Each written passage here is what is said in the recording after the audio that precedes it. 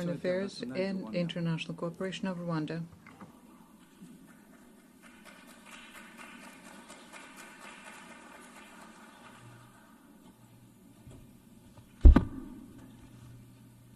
Your Excellency Annalena Baerbock, President of the 80th General Assembly, Your Excellency Antonio Guterres, Secretary General of the United Nations, Excellencies, Heads of Delegation, ladies and gentlemen, good evening.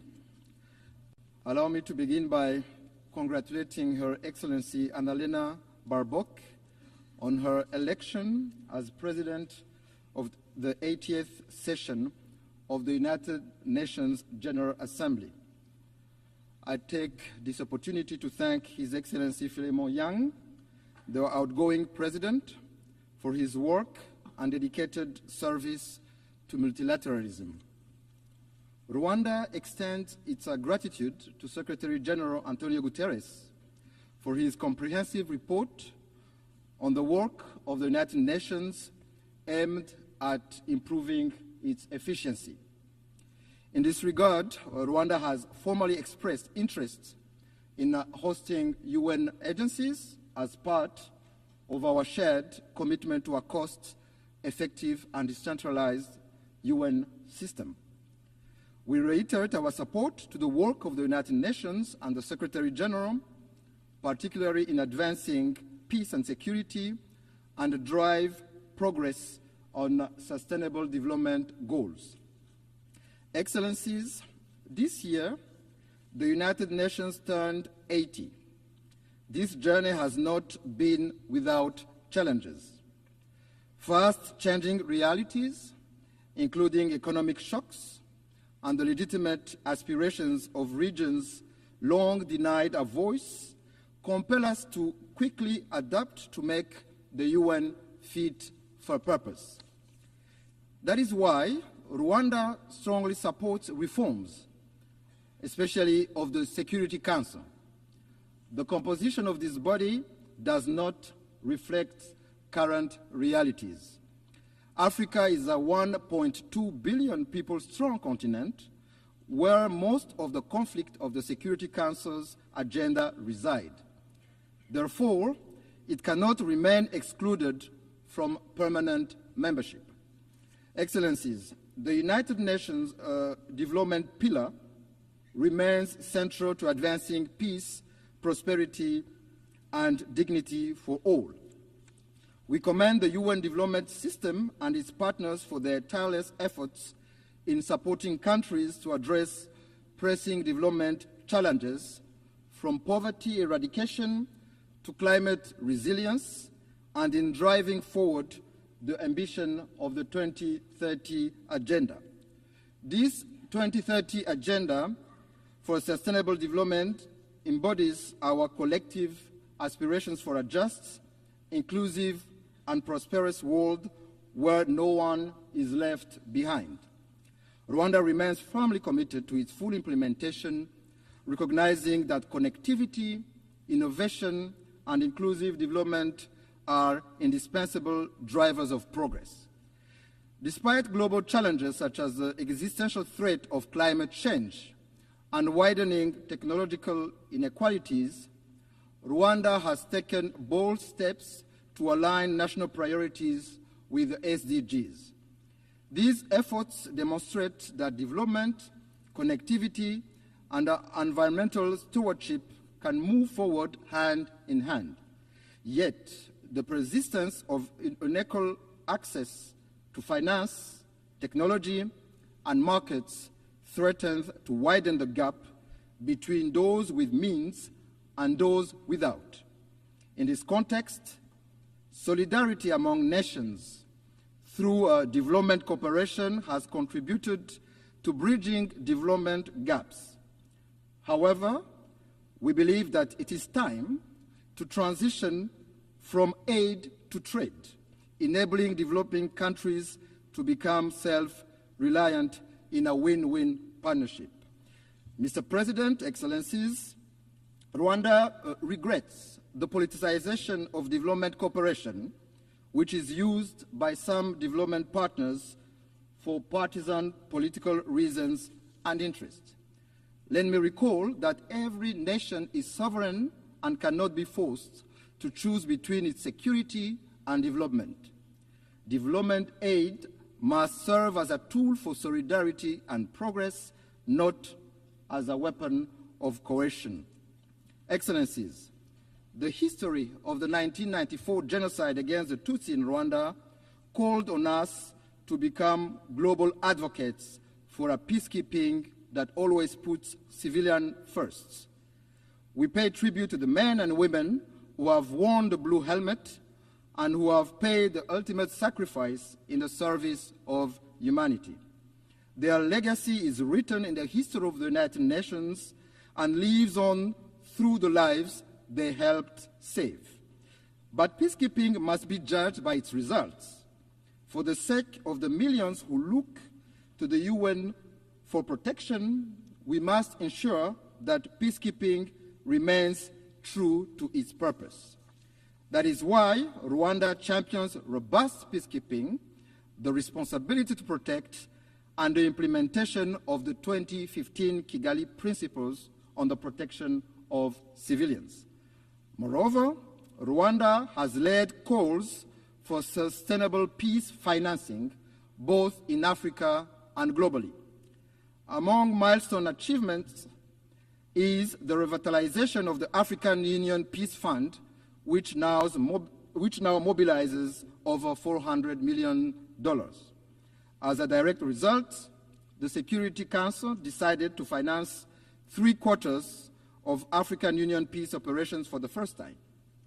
Excellencies, beyond the UN, Rwanda contributes to peace support operations on a bilateral basis in the Central African Republic and Mozambique in an effort to promote South-South cooperation and Pan-African solidarity. Major progress has been recorded in both countries in the restoration of state authority, capacity building of local security forces, and the fight against terrorism. Excellencies, I may recall that the United Nations was established to spare succeeding generations from the scourge of war.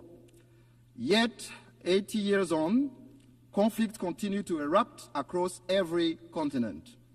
Rwanda firmly maintains that for most of those conflicts, lasting peace cannot be achieved through military means.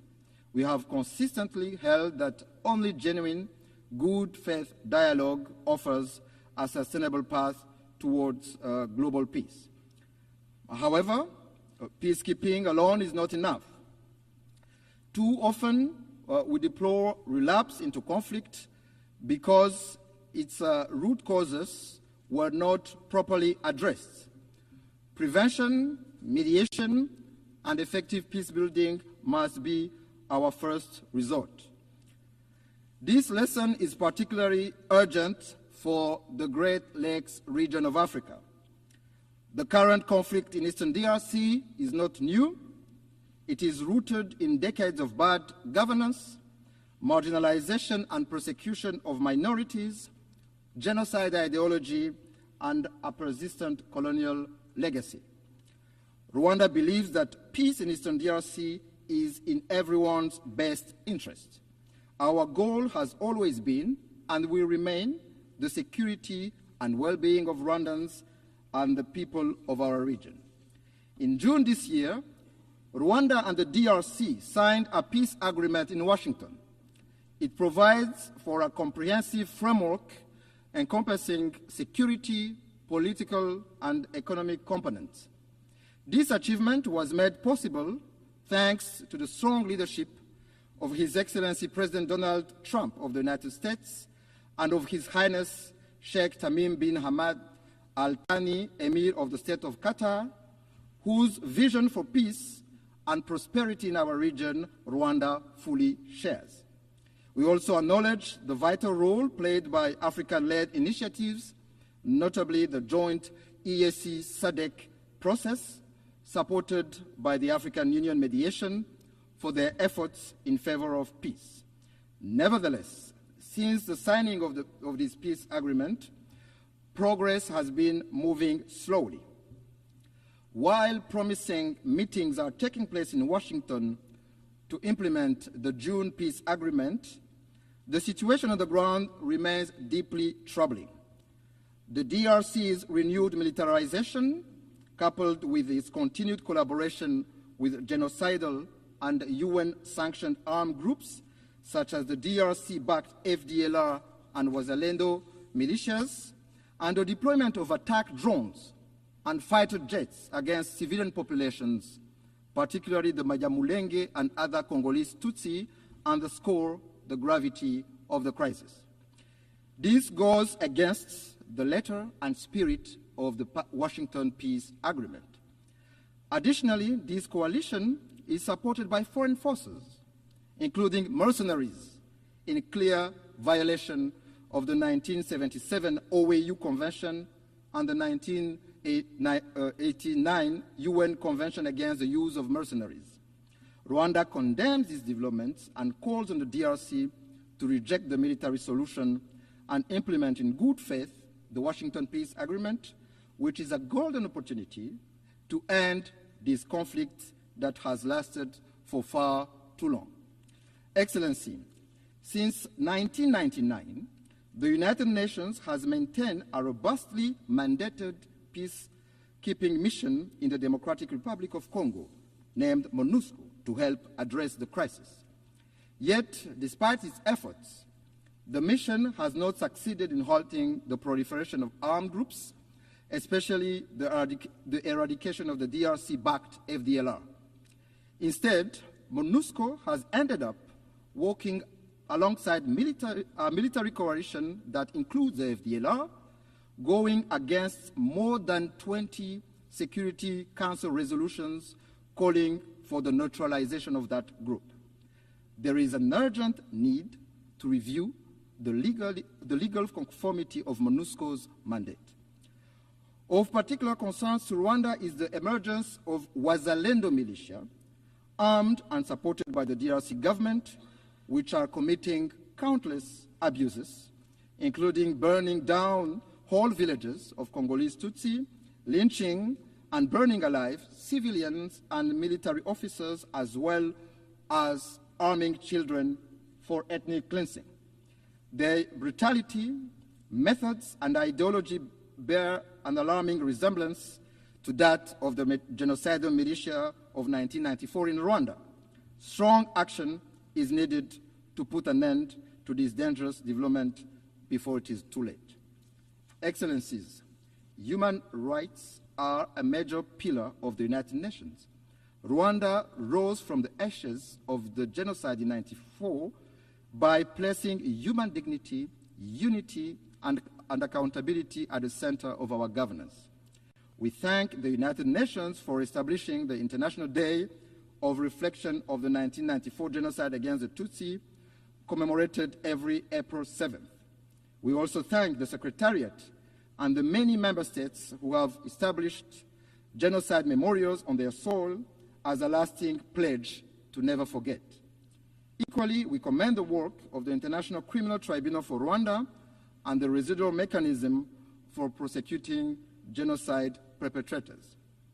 However, Rwanda is deeply concerned about the persistence of genocide ideology and related crimes in Eastern DRC under the watch of the international community and the UN itself. We call on the international community to not turn a blind eye once more for what is clear to see. The targeting, persecution, and massacre of Congolese Tutsi, including the Banyamulenge community, amounts to crimes against humanity which have all the early warning signs of a genocide. Indeed, genocide follows a pattern. It follows clear stages. It is not an umbrella term. It is defined by international law. Genocide targets a specific group for who they are, with the intent to exterminate them as such. In this regard, no amount of calculated cynicism can rewrite the truth and recast perpetrators as victims or victims as perpetrators. These are denialist behaviors often deployed by perpetrators. In the same vein, no claims from a government arming a genocidal militia will change the facts of history. financing and providing weapons to a group with a proven genocidal record and ongoing intent is nothing less than complicity in the crime itself. I must say that if there are crimes in the DRC committed for economic gains, they have clear names. Those are corruption, bad governance, and the embezzlement of public funds. Mr. President, Excellencies, I wish to conclude by reaffirming that Rwanda stands ready to work alongside all member states to ensure that the United Nations remains a force for peace, justice, and sustainable development. While the challenges and solutions for multilateralism are clear, it is political will that must guide us today to build a UN fit for purpose. Together, we must build an organization capable of addressing the needs of billions across the globe, tackling human rights abuses, climate change, and responding to an increasingly interconnected world for successive generations to come. I thank you.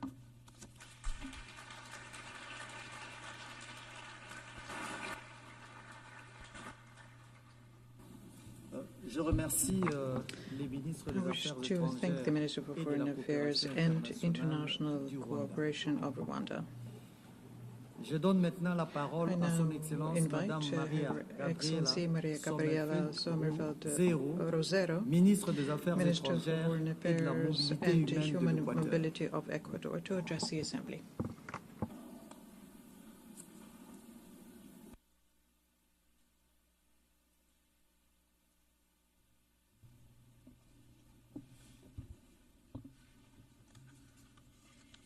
Señora Presidenta, al Madam cumplirse President, 80 años de la adopción de la Carta on de the las 80th Naciones Unidas del anniversary of the Ecuador, adoption of the honra United con Nations respeto y Charter, renovado compromiso Ecuador su honors calidad de with Estado respect and fundador renewed de commitment esta its organización, status of lo as que a nació founding como una member of esperanza this de paz organization. sobre las ruinas de la What Segunda was Guerra born Mundial out of hope se ha for peace upon the convertido en ruins el of the Second proyecto World más War has ambicioso de become the cooperación most internacional ambitious de la historia. project of international Un cooperation in sistema history, de normas, a system of instituciones, norms, principios, institutions, propósitos principles, y valores purposes, universales and universal destinados a values proteger la geared dignidad towards humana, protecting prevenir la human dignity, violencia e preventing impulsar violence, el desarrollo. and driving Hace development. 80 años, los 80 estados years ago, escogimos la cooperación sobre la States controversia, chose la paz cooperation sobre la guerra. over Mi disputes, presencia en esta peace asamblea over war. es una My ocasión presence here at this para assembly is an ratificar opportunity ante la to comunidad reiterate internacional before the que international community el Ecuador that seguirá Ecuador priorizando will la continue colaboración to entre prioritize estados, pues cooperation solo between obrando states, juntos because podremos it is only garantizar by working un together futuro de that paz, we will be able to seguridad ensure a future y of peace, prosperidad security, para nuestros and pueblos. prosperity for our peoples. Por ello, la política exterior del Ecuador Therefore, respalda the al foreign policy of multilateralismo, Ecuador el modelo que supports hace posible la multilateralism, cooperación which is the model internacional that enables para abordar international desafíos cooperation globales to be y possible lograr in order objetivos to address comunes. global challenges and to Señora achieve common Presidenta, goals. el Madam multilateralismo debe President, evolucionar para multilateralism responder a needs las to actuales change in demandas de order los to respond pueblos to the y current confrontar las demands nuevas of peoples and amenazas. to confront El new Ecuador threats. sostiene que el concepto Ecuador de paz y seguridad believes internacionales that the concept debe of ampliarse international e peace and incluir security a la must be lucha contra la broadened and delincuencia include organizada the fight transnacional, against transnational fenómeno que organized socava crime, la which is a gobernabilidad, phenomenon that alimenta la undermines corrupción, governability, perpetúa la that feeds violencia, corruption, that erosiona las perpetuates perspectivas de violence, and progreso. that erodes the En perspectives efecto, of progress. provoca consecuencias Indeed, similares a it los conflictos causes armados tradicionales, en lo consequences that are similar económico, to lo traditional armed político, lo conflicts in social. the economic, No political, and hablamos de social bandas realms. locales, We're sino de not talking redes y about cadenas local logísticas gangs here, but rather internacionales que mueven miles de international toneladas de droga, networks and logistic explotan la chains minería that ilegal, move trafican thousands of armas, tons of drugs personas that e exploit incluso illegal mining órganos and that humanos. traffic weapons, people, and Ante even el surgimiento human de organs. numerosos actos de violencia y In narcoterrorismo, light of the el gobierno del rise of Ecuador the many acts reconoció of la violence existencia and de un conflicto armado narco-terrorism, the no government of Ecuador internacional en enero recognized the del existence of 2024.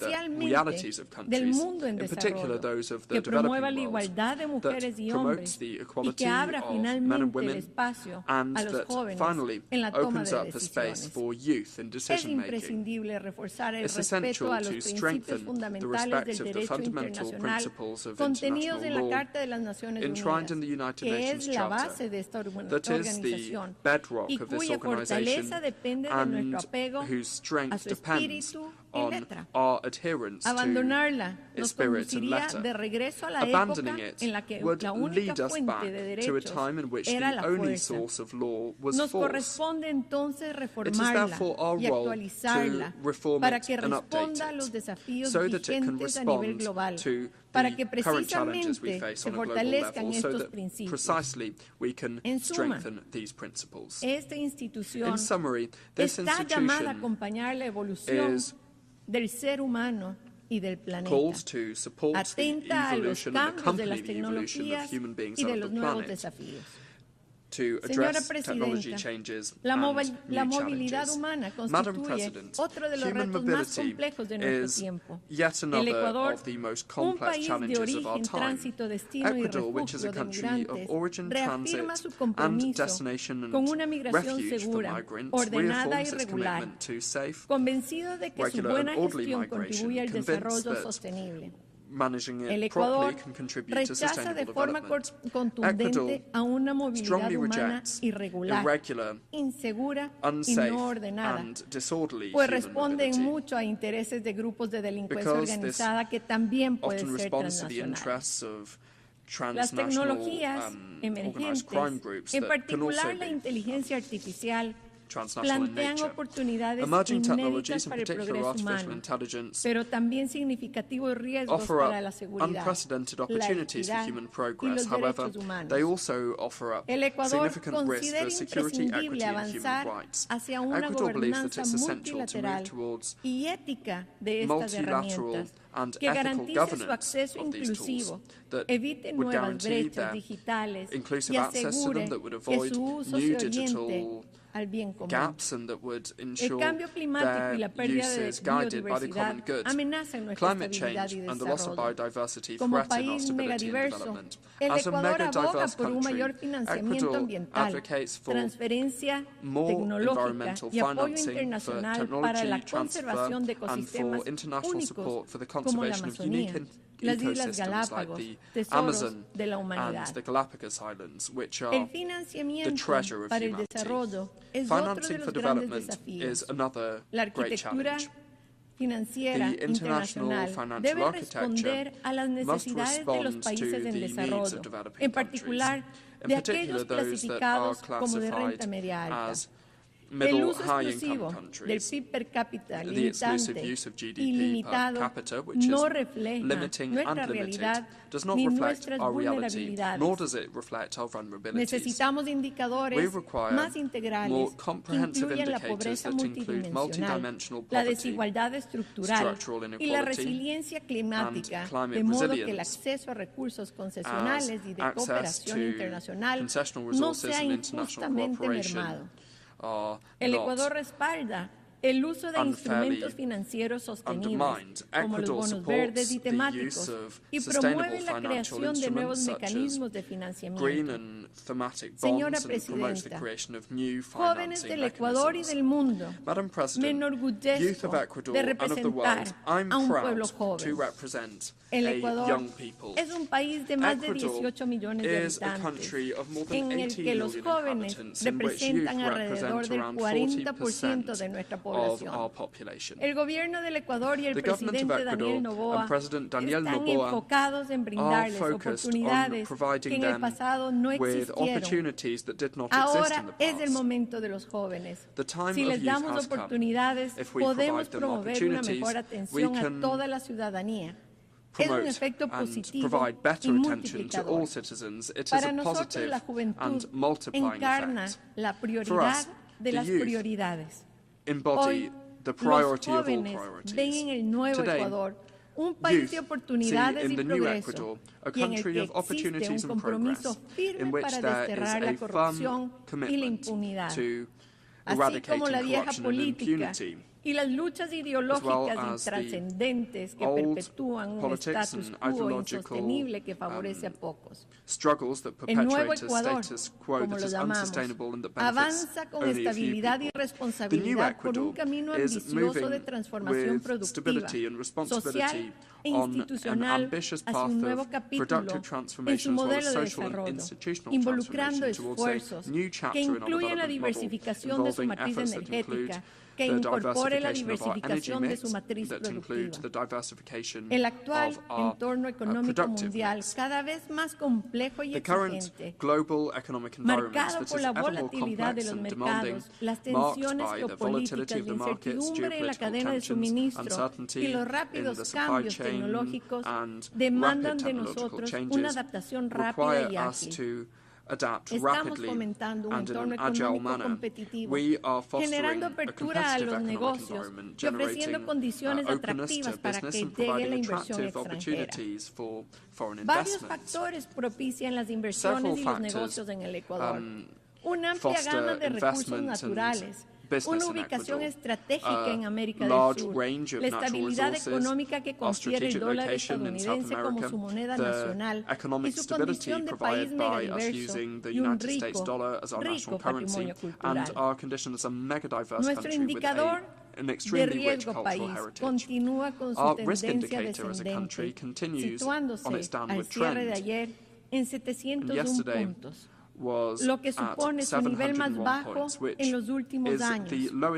Nuestra economía creció un 3.9% en el primer semestre del año, preveyéndose un crecimiento de alrededor del 5% para el segundo semestre. Como en el ámbito de la seguridad, la economía está mejorando, aún con retos con los que estamos el día de hoy encarando. A julio del 2025, el empleo adecuado aumentó al 38.6%. En otras palabras, 282.000 ecuatorianos más gozan hoy de un empleo adecuado en comparación con el mismo periodo del 2024. Es decir, un cambio del 3.7% en comparación con el julio del 2024. Estos logros también están relacionados con las leyes que el presidente Daniel Noboa y su gabinete han elaborado y presentado a la Asamblea Nacional, que buscan proteger la paz, la transparencia y la lucha contra el terrorismo y la delincuencia, así como generar empleo y estabilidad económica, crear programas sociales y oportunidades para el desarrollo. Señora Presidenta, el 80º aniversario de las Naciones Unidas es un punto de inflexión. Con ocasión de esta histórica conmemoración de las Naciones Unidas, les invito a forjar una visión creadora, comparable a la de 1945, capaz de renovar y fortalecer esta institucionalidad, fundada en un modelo ético de democracia, adaptándose a las realidades contemporáneas. Desafíos globales como el crimen transnacional organizado y el narcoterrorismo, la migración y el cambio climático exigen más multilateralismo, más cooperación y más acción colectiva. El Ecuador reafirma su compromiso con la defensa de la paz y seguridad, los derechos humanos y el desarrollo. Muchas gracias.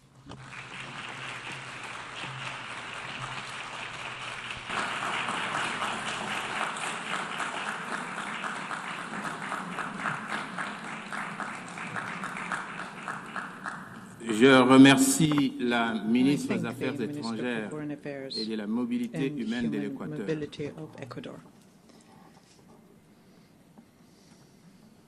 Je donne maintenant la parole à son Excellence, Madame Maria Malmer Stenegard, ministre des Affaires étrangères de la Suède. Je remercie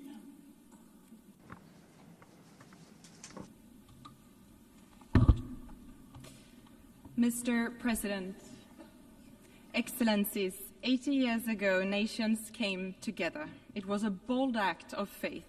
Faith in multilateralism, the rule of law, and the shared responsibility to save future generations from the devastation of war. But as we gather here, the world and our organization, the United Nations, are facing the risk of failing. Leaders of several nations are choosing conflict over cooperation. Around the world, we are witnessing grave violations of the rules and principles that we have all agreed to. For too many, peace is fragile, justice abstract, and dignity denied. There is so much wasted potential. The UN was founded to curb aggression and the arbitrary exercise of power by the strong against the weak. That vision remains as valid today as it was then. Mr. President, it is not only the UN that turns 80 this year, it happens to be 80 years since Astrid Lindgren published her first book about the strongest girl in the world, Pippi Longstocking, a strong-willed girl who believed everything was possible. Pippi has inspired generations of children, especially girls, to believe that strength and independence are not confined by expectation or tradition. I have never tried that before, so I should definitely be able to do it. Although not a direct quote, it captures the spirit of Pippi. Let us use the coincidence of anniversaries as a reminder that even in the face of unprecedented challenges, we must approach the impossible with boldness and resolve. Mr. President, Sweden is a committed defender of international humanitarian law, principles that safeguard human dignity even in the darkest of times, and they must be upheld without exception. We cannot be deterred by a few states' disregard for our charter. This is our time to act and to defend these fundamental rules and principles for us and for future generations. We need an efficient UN that defends the right of every state, big or small, to uphold its sovereignty, territorial integrity, and political independence. We need a strong UN that helps member states deliver on their commitments to respect, protect, and promote the human rights of every individual. And we need a focused UN. The UN must remain true to its core, securing peace, advancing human rights, driving sustainable development, and providing humanitarian relief. Mr. President, as a steadfast partner and major donor to the United Nations, Sweden remains committed to addressing global development challenges and to humanitarian efforts to provide protection and life-saving assistance. Sweden is also a strong supporter of UN peacekeeping and peace-building efforts. We actively take part in the Peace-Building Commission. We chair the Liberia configuration, and we have contributed substantially to the Peace-Building Fund since its creation. The Security Council must evolve to better reflect today's global realities. Sweden supports a balanced expansion of the Security Council by adding permanent and non-permanent seats, including African countries. We need to act together based on our shared principles and common goals. These include our commitments under the Pact for the Future adopted last year. Looking ahead, we will seek a candidate for the next UN Secretary General who leads the way and builds on important reform initiatives. And let me be clear, Sweden's choice is always merit-based. But isn't it strange that for 80 years no woman has been elected, especially if the selection is based on merit? Mr. President, in a world in which armed conflicts are multiplying, we must not allow injustice to go unpunished. Accountability is critical to uphold our international rules-based order. The integrity, independence, and impartiality of our international legal system, including the International Court of Justice and the International Criminal Court, must be protected. When I think of accountability, I think of little Angelina. You have probably seen the picture of her celebrating her second birthday next to a giant teddy bear. Angelina never got to celebrate her third birthday. She was born during Russia's war and she died from a Russian missile. Little Angelina and her mother were killed in one of Russia's deadliest attacks on Ukraine in Kiev in August this year. The only one saved from the rubble was her giant teddy bear. Russia's war of aggression against Ukraine is a blatant violation of the very foundation of this organization. A permanent member of the Security Council has brutally invaded another UN member state. This cannot be tolerated. Holding Russia accountable is essential for all of us to deter further aggression and to preserve the global order. From the very outset, Ukraine has sought a just and lasting peace based on international law, including the UN Charter. Sweden remains unwavering in its support of Ukraine's sovereignty and territorial integrity. Mr. President, on October 7, 2023, Hamas carried out the worst mass murder of Jews since the Holocaust. Men, women, and children were brutally murdered and kidnapped by Hamas terrorists. And when the music faded at the Nova Festival, so did the lives of young, peace-loving people. They were raped, killed, and taken hostage. It was truly a painful reminder of how dark the world can be. The hostages are being held in appalling conditions by Hamas. More pressure must be put on Hamas to immediately release them, and Hamas must never have a place in the future governance of Palestine. The war in Gaza has led to suffering beyond imagination. We are reminded daily of the painful desperation inside Gaza. The offensive against Gaza City is worsening an already catastrophic situation. Parts of Gaza are now officially in the grips of famine. This cannot go on. Israel has a right to defend itself, but that right must be exercised in accordance with international law. And the way the Israeli government is waging its war is unacceptable. The UN and other humanitarian actors must be allowed to work safely in all parts of Gaza. Humanitarian space must be protected and aid should never be politicized. Increased pressure on the Israeli government to change its course and meet its obligations according to international law is urgently needed. Sweden welcomes international efforts for a peaceful resolution to the Israeli-Palestinian conflict. It is in the interest of all states to not only bring this war to an end, but to ensure a sustainable two-state solution for a better future for all, both Israelis and Palestinians. Mr. President, the situation in Sudan is deeply alarming. It is the largest humanitarian crisis in the world and not given enough attention.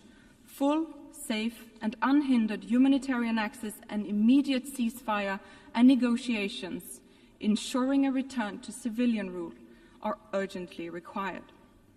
Conflicts all over the world are wasting human potential. Every conflict tears families apart, disrupts education, and silences voices. The cost is immeasurable. Mr. President, authoritarian regimes challenge democracy, rule of law, and gender equality. Sadly, resistance against women's and girls' rights is on the rise. Sweden is honored to serve as President of the UN Executive Board this year. Gender equality is too often framed as a women's issue, which is a profound misunderstanding. Equality is not only a value we should aspire to, it is a driver of progress. Strengthening women's and girls' rights is not only the right thing to do, but also the smart thing to do, because we know that where women prosper, societies prosper. Equal access to education, work and resources transforms communities. Economically empowered women invest more in their families, leading to better health, education, and overall quality in life for future generations. Societies that include women in peace building are more likely to enjoy sustainable peace. We must stand firm against those who seek to roll back freedoms. We must push back the pushback. Everyone has the right to live safely and freely, regardless of gender, religion or beliefs, skin color, or whom they love. Sweden will always defend the equal rights and dignity of every human being. Mr. President, the crisis of our time, armed conflicts, climate change, extreme poverty, demand urgent collective action. But public aid alone is not enough. To achieve our goals, we need to mobilize finance from every source, not least private capital. We must use synergies between development cooperation and trade to meet growing needs and lay the foundation for economic growth and entrepreneurship. The green and digital transition brings great opportunities in terms of jobs, growth, and solutions to mitigate climate change and achieve the goals of the Paris Agreement. Emerging technologies such as AI hold immense promise in addressing some of our most pressing common challenges. The global community must support innovation while addressing risks. Mr. President, the UN was not created to take mankind to heaven, but to save humanity from hell. These words of the second Secretary General of the United Nations, Dag Hammarskjöld, remain just as valid today. These are difficult times, but times have been difficult before. Let us not surrender to despair. Most nations continue to stand by the fundamental principles agreed upon 80 years ago. We should not let this anniversary become a celebration of the past alone. Let's see this as a call to action. Let's embrace the spirit of Pippi Longstocking and carry on with fearlessness and conviction. Together we must act for ourselves and for future generations. Let them inherit a better, freer, and fairer world than the one we found. For my son, Christian, and for my daughter, Kajsa, for all our sons and daughters who deserve to grow up in a world where their paths are not limited by their gender, tradition, or violence. We must not let potential go to waste. We must not let them down. I thank you.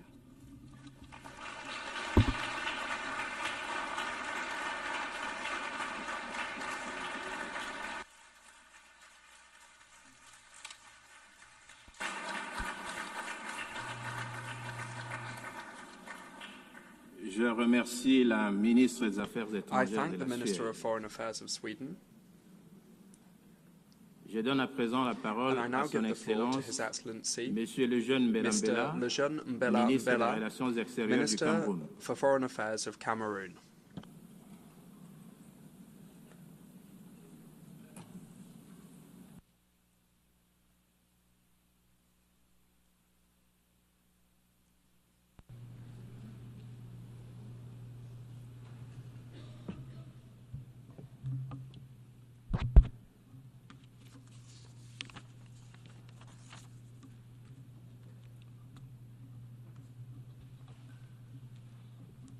Madame la Présidente, Madam President, l'honneur m'est choix de prononcer cette déclaration que Son Excellence Paul Biya was entrusted with the honor on behalf of His Excellency chef de l'État, Paul Biya, President of the Republic of Cameroon, Head of State, and he instructed me to speak in his Permettez-moi name. donc à ce titre Allow me, therefore, de vous renouveler to les renew chaleureuses félicitations du Cameroon's Cameroun warm congratulations suite à votre élection on your à la election présidence as President de la 80e session of the 80th session de l'Assemblée Générale of de notre the organisation. General Assembly of our organization. Votre expérience diplomatique Your diplomatic votre experience vision and vision, qui nous encourage à which unir nos efforts encourage us to pour un unite avenir our meilleur, efforts for a better sont des gages de future, succès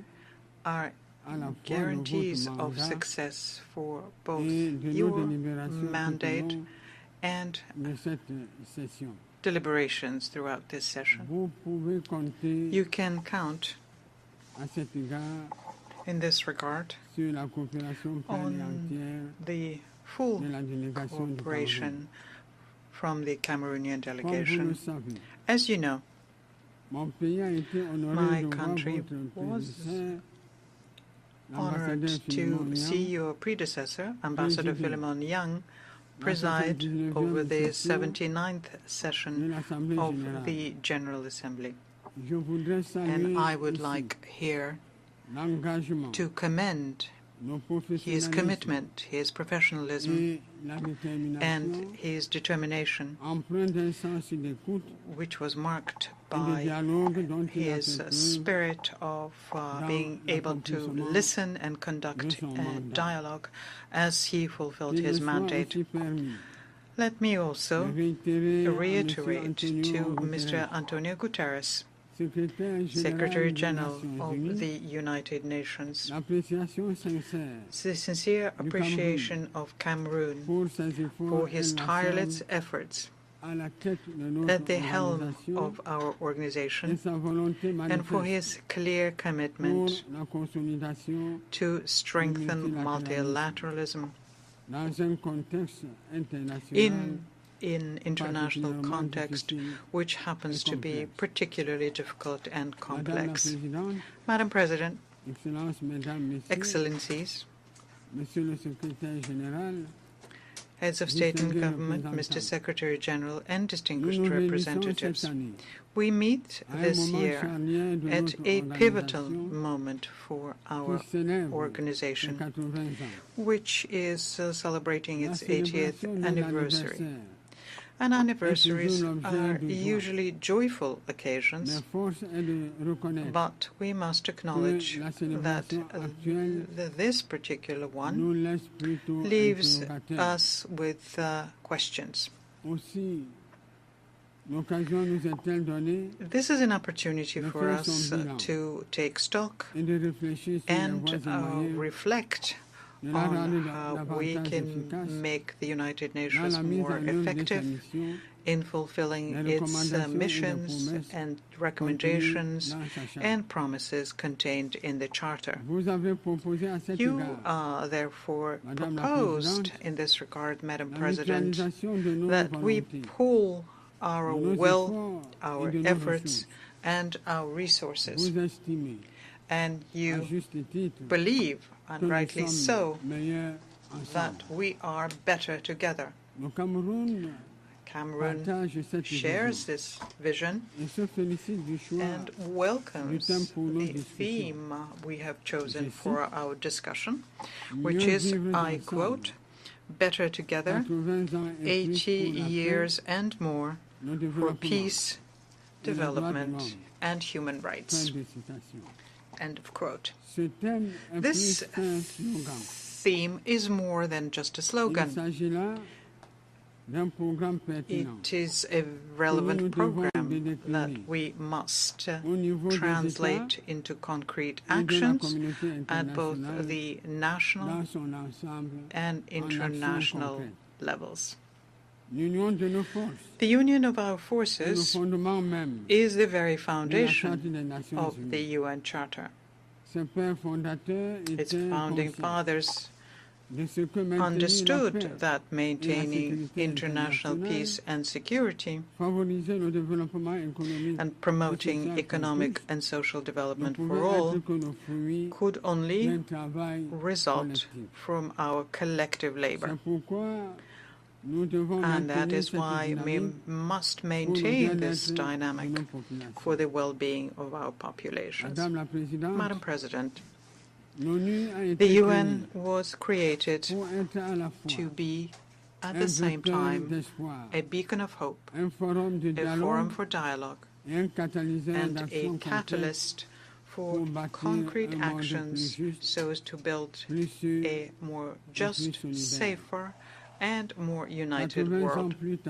And 80 years later, It is useful, as I mentioned earlier, it is useful to take stock and draw lessons for the future. So the following questions arise here. Have we succeeded? Have we managed to shield our peoples from the fear of war?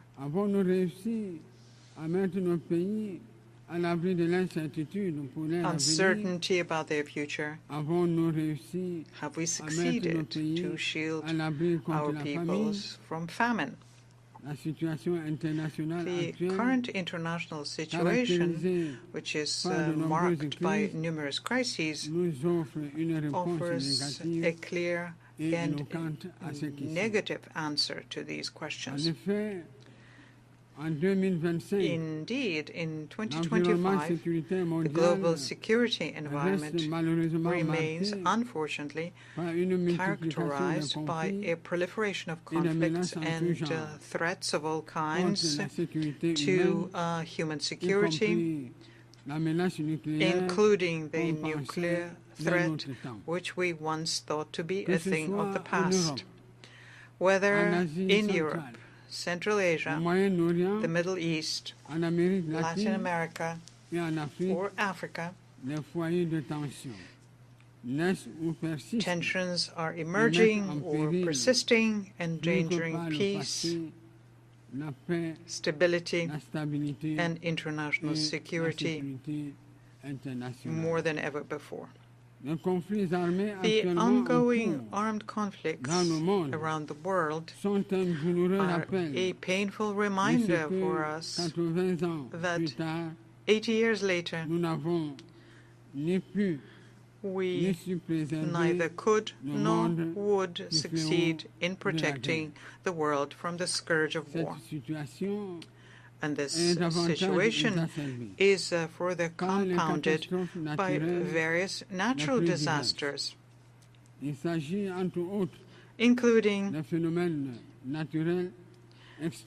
extreme weather events such as storms, hurricanes, forest fires, earthquakes, landslides, which cause significant material damage and loss of human lives, not to mention various pandemics on that list. The world will only meet the challenge of development if it first wins the challenge of peace. We have a historic responsibility to choose. Either we allow war and these multiple scourges to thrive, or we offer our children a stable, united, and prosperous world. And Cameroon has made its choice. It made the choice of peace and development and stands firmly by your side in order to turn this aspiration into a shared reality. Madam President, Your Excellencies, it is well known that there can be no development without peace, nor can there be lasting peace without development. The ongoing crises, which negatively affect international trade, the cost of raw materials and market supplies, undoubtedly hinder the development of many countries. And yet, economic development through the Sustainable Development Goals remains a primary objective that the United Nations must attain for the well-being of our peoples. In recent years, however, we have seen with regret that millions of people still live in extreme poverty, facing disease and food insecurity. In this particular context, children, women, and the elderly, and people with reduced mobility are the most vulnerable. And although access to education has expanded, many children and young people remain outside of the school system. At the same time, we observe a decline in life expectancy. We see deteriorating health indicators and a critical shortage of healthcare professionals, especially in Africa. With 5 years remaining until the SDG deadline, it is urgent that coordinated actions be taken to fulfill the promises of the 2030 Agenda. We must indeed take our responsibility individually and collectively so as to achieve these goals that we had freely and voluntarily set for ourselves. Your Excellencies, ladies and gentlemen, Cameroon, a ward of the United Nations, remains committed to the purposes and principles of the United Nations Charter and spares no effort under the high leadership of His Excellency Paul Biya, President of the Republic, to promote peace and international security. And in this spirit, my country actively participates in UN peacekeeping operations and, through its 3 major specialized schools, trains police, gendarmerie, and other African civilian personnel who take part in these operations. Moreover, Cameroon remains consistently engaged in the fight against terrorism in general, and in the Sahel, and particularly in the Lake Chad basin, where the Boko Haram sect operates. Now, in economic terms, my country has adopted an ambitious national strategy that promotes harmonious economic and social development across the nation, whilst advancing democracy, respect for human rights, and good governance. This allows us to progressively and systematically realize the Sustainable Development Goals and the African Union's Agenda 2063, among others. Madam President, in the Congo Basin, Cameroon actively contributes to finding solutions to global climate change and to protecting wildlife and biodiversity. He will always do its part and expect that promises made, especially in terms of financing, will be honored. For Cameroon, it is essential that the efforts of developing countries be supported. In this regard, it is worth recalling yet once again that over a decade ago, developed countries pledged collectively to mobilize $100 billion annually to support climate change efforts. The same applies to development aid, which was set at 0.7% over 50 years ago. To date, None of these promises have been fulfilled. Cameroon believes that it is time for these funds, which were expected to be effectively mobilized to support the substantial efforts made by developing countries, especially in Africa, to preserve our shared environment for the benefit of all. On another front, Cameroon is mobilizing resources for major projects in education, health, infrastructure, and rural development, etc., all aiming to bring about structural transformation in our country. We take this opportunity here to thank our multilateral and bilateral partners who support us in this endeavor. And we encourage them to strengthen this partnership to help us achieve our goals.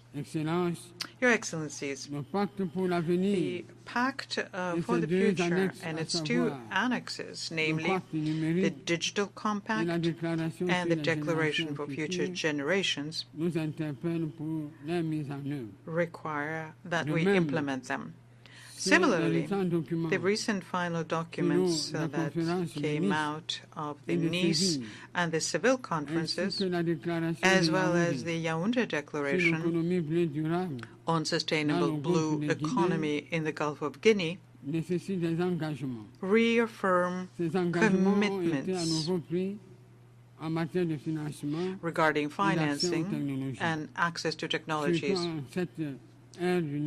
especially in this digital and artificial intelligence era, as decisive factors for promoting sustainable development. Cameroon welcomes these advances and the commitments made during these occasions for reforming the international financial architecture and advancing energy transition. My country aspires very much to see the realization of other long-awaited reforms, notably that of the United Nations Security Council, to allow Africa to occupy its rightful place in line with the Eswini Consensus and the CIRT Declaration. When it comes to human rights, Cameroon welcomes the drafting of the International Pact on the Right to Development. The eventual adoption of this important instrument will mark a milestone in human history by unequivocally affirming that development is a fundamental right and not a privilege.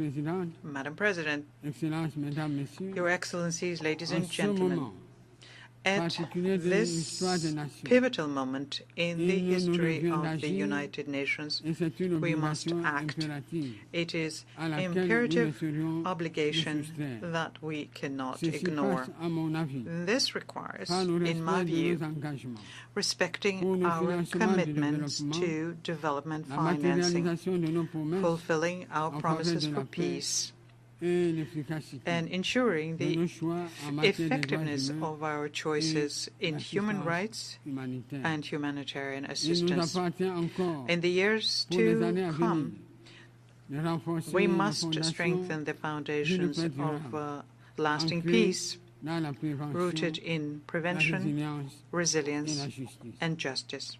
And we have the means to do so, especially now when global wealth in 2025 has reached unprecedented levels and technological development allows for significant improvements in living conditions for all. In conclusion, and as a call to action. We must do better, and we must do more so that the United Nations fulfills the promises made to the peoples of the world and becomes, more than ever, the engine of strengthened multilateralism, fair and equitable cooperation, and reimagined solidarity in the face of the concerning rise of multipolarity. I thank you for your kind attention.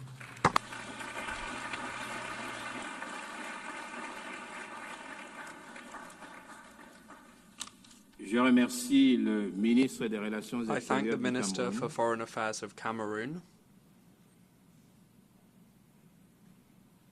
I now give the floor to His Excellency Mr. Espen Barth Eide, Minister for Foreign Affairs of Norway.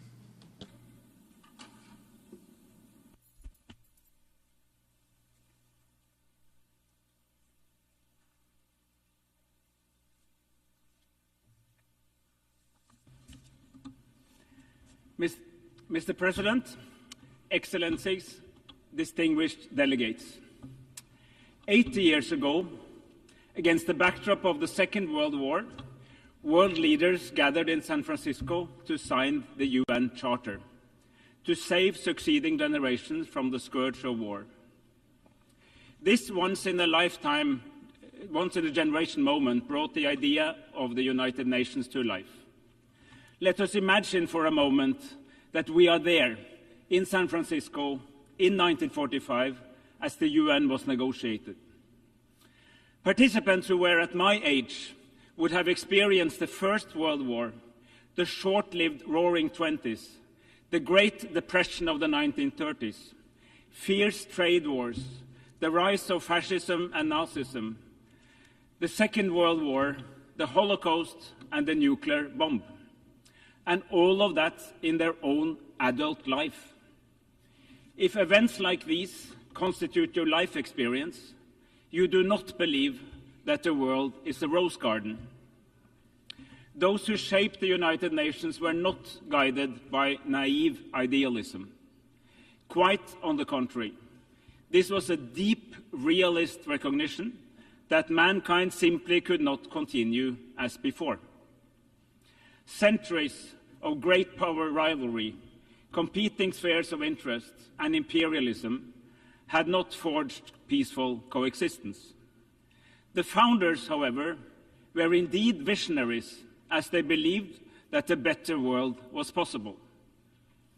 Our founders realized that the world needed shared norms and principles in order to avoid yet another world war. They were adamant not to repeat the debacle of the interwar years. This noble insight shaped the United Nations Charter. Simply put, the Charter rests on three sets of principles.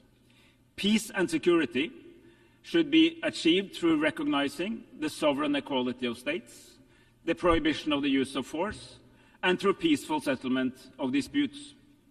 Economic and social development should be ensured through close international cooperation and through finding common solutions to common problems.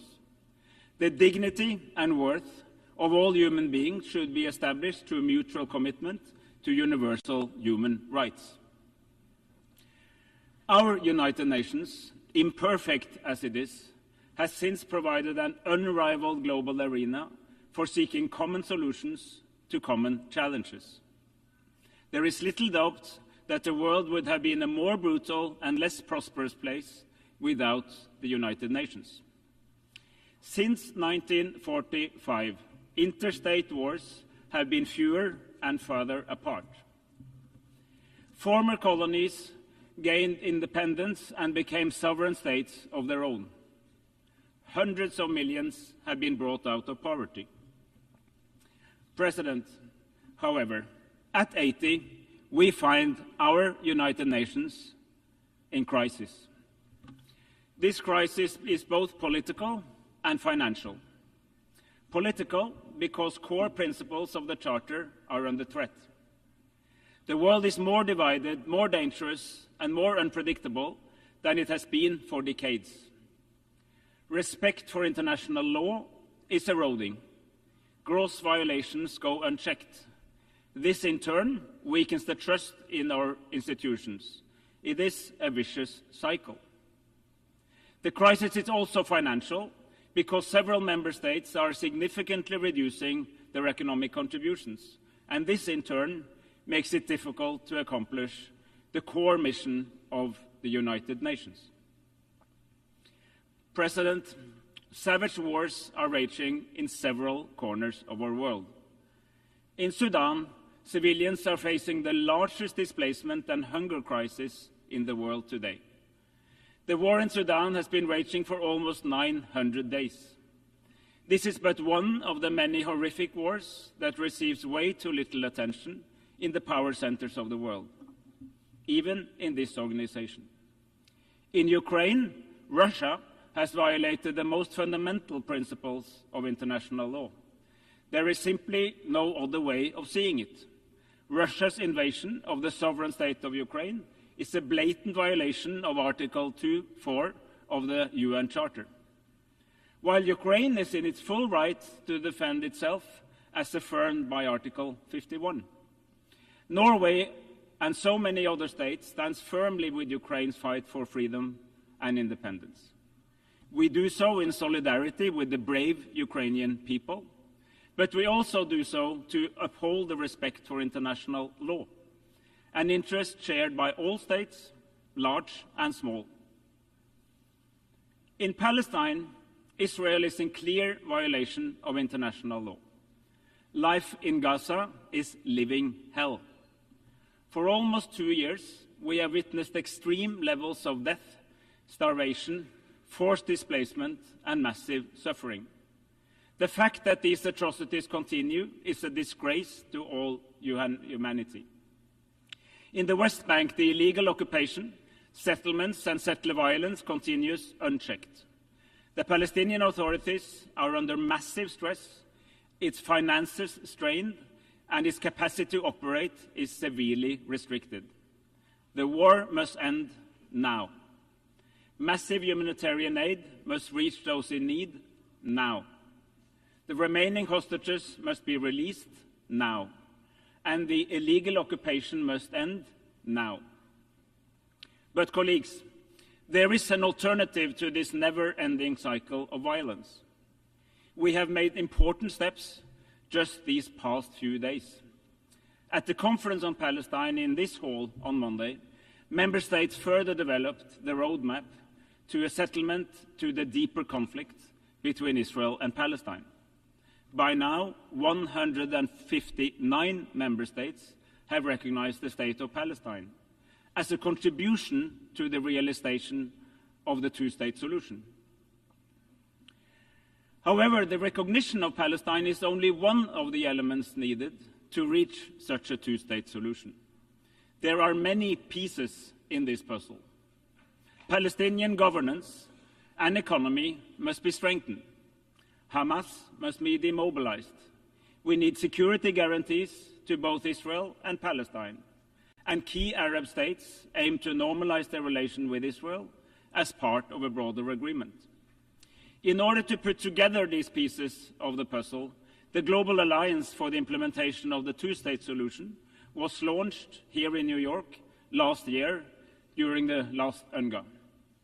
It continues to gather support for a comprehensive settlement. It is our firm conviction that both Israel and Palestine have the right to live in peace and security, side by side in two states. Excellencies, ladies and gentlemen, a world order based on international law is not a luxury, it's a necessity. When we condemn Russia's blatant violations of international law in Ukraine, we must also speak just as clearly against Israel's violation of the rules in Palestine. International law cannot be applied with double standards. It must be upheld universally, regardless of who commits the violations and regardless of where they take place. This is not optional, this is fundamental. We must also defend the institutions that safeguard accountability, the International Court of Justice and the International Criminal Court. Just as important as the sacrosanct integrity of borders and the sovereign equality of states is our mutual commitment to human rights. The UN Charter commits us to respect and promote these fundamental freedoms for all, without distinction to race, gender, language, or religion. Human rights are universal. They are our best hope for a world that rejects injustice, inequality, violence, and brutality. A more equal world where women and girls participate on equal footing with men and boys is a more peaceful and a more prosperous world. President, in these times of crisis, the United Nations must reposition itself to meet a new political and financial reality. The UN 80 initiative gives us a unique chance to turn this crisis into an opportunity and to build a United Nations that is not only stronger, but also smarter. As a country with an unwavering commitment to the United Nations, I can say this with conviction. It is time for some tough love. We want a UN that is stronger, yet leaner. A UN that is more efficient. A UN with structures optimized to deliver real impact where it matters most, on the ground, with the people we serve. We need a UN with sharper prioritization of resources, clearer mandates, and a UN that works smarter, not just harder. This is also a moment for self-reflection for all of us as member states and for our United Nations. As member states, we have contributed to a proliferation of mandates, long, complicated, overlapping, and burdened with endless reporting requirements. My country, Norway, is not exempt. We too are guilty as sin. The time has come to change this. We need bold and ambitious reform. We must stand firmly behind the Secretary General to drive this forward. We need a UN that can continue to uphold the rules and the principles that have underpinned our international order for the past 80 years. And we need a UN 80 process with a roadmap for the next Secretary General. When she assumes office in 15 months, she must be able to have the reformed UN fit for the next 80 years. President, we need a global convention on tax cooperation. States have the primary responsibility to provide essential service to their people. But then we must enable states to fulfill this duty. The capacity to tax both citizens and companies is paramount. It is the backbone of public service delivery, the engine of resource redistribution, and the cornerstone of sustainable development. We know what works, but we must assure that it can work for all. Colleagues, let there be no doubt. The climate crisis is real. It is here, it is man-made, and it's affecting the lives of millions of people around the world. As an Arctic nation, we experience some of the fastest paces of climate change anywhere on the planet, and we feel its impacts in our everyday life. The science is irrefutable. Observed warming is outpacing predictions. Curbing global warming and making peace with nature is the greatest collective challenge of mankind. We have no time to lose. Yet over the past decade, the world has achieved significant progress in this area. At COP28 in Dubai, nations united around the goal of phasing out fossil fuels in a just, orderly, and equitable manner. Today, countries, regional organizations, companies, and investors are beginning to recognize a fundamental truth. Embracing the technologies of the future, low on carbon, high on circularity, and responsible resource management, is not an obstacle to growth. It is an opportunity for growth, innovation, and a sustainable future. Now we must build on this momentum. COP30 in Belém presents a crucial opportunity to reconnect the climate, biodiversity and pollution agendas into a coherent, integrated approach. President, as we mark the 80th anniversary of our United Nations, let us protect the foundations for peace, human rights and development. The norms and the principles are not the problem. They are just as relevant for the world today as they were back then. What does deserve scrutiny is the system we have established to protect and enforce these norms and principles. And that is what the UN 80 is all about. Let us make sure that these principles apply for all people, everywhere, all the time, so that in another 80 years, future generations do not have to build a new version from the ashes of another devastating world war. It is up to us to find the answers that fit the 21st century. But when it comes to the core purpose, we should take the cue from our founders. We are, indeed, better together.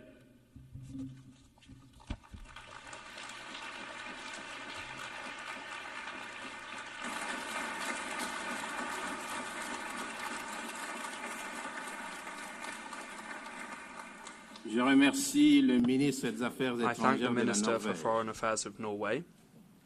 Nous avons entendu la We have dernière heard the last intervention speaker pour cette séance du débat in général. the general debate for Nous this poursuivrons meeting. le débat général demain We à will 9 continue heures the general dans debate cette salle. tomorrow at 9 a.m. in this hall. La séance est levée. The meeting is adjourned.